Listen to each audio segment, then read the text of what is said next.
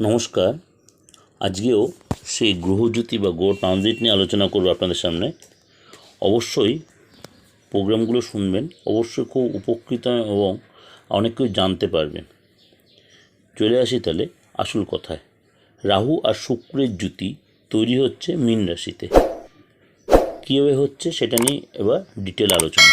জ্যোতিষমতে আগামী 31শে মার্চ রবিবার অবস্থান বদলাবে শুক্র।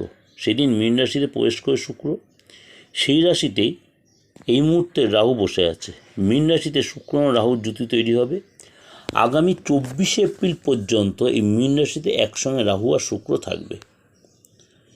এই 31শে মার্চে রবির যে অবস্থান বদলাবে এবং মীন রাশিতে শুক্র প্রবেশ করবে, সুতরাং সেখানে 24শে এপ্রিল মধ্যে রাহু শুক্র জুতি তৈরি হবে। কোন কোন রাশি তার সুযোগ পাবে সেটা নিয়ে আলোচনা করে নিই। হচ্ছে কর্কট রাশি।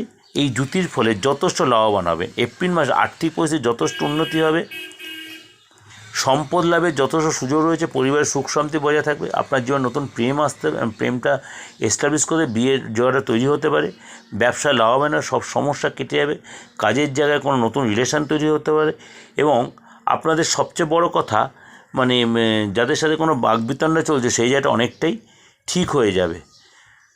যে এগুলো কিন্তু আমি সবই ওভারঅল বললাম আপনাদেরকে, অবশ্যই আপনাদের অনেকাংশে মিলছে বা মিলবে। আর আপনাদেরকে একটাই বলি, আপনারা যারা কনফিউশন আছে যে পার্থক্য ডেট অফ বার্থ ছাড়া দেখানো যাবে না, তারা একদম এটা ভ্রান্ত ধারণা। আপনাদের হাতটা দেখে আমি মেন প্রেডিকশান দিই, যারা পুরোনো ক্লাইন্ট পুরোনো ভিউয়ার্স, কারণ হাত দেখে মুখ দিয়ে মেন প্রেডিকশান দেওয়া হয়। কেননা হাত হচ্ছে আমাদের মনের আয়না, ইনস্ট্যান্ট বিচার হচ্ছে হাত দেখে আর মুখ দিয়ে, ফেস সিটিং, পাম রিডিং।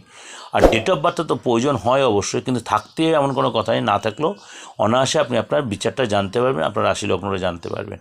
যাই হোক, যদি ভালো লাগে লাইক করবেন আর যত লোকের শেয়ার করবেন। আজ নমস্কার, ভালো থাকুন।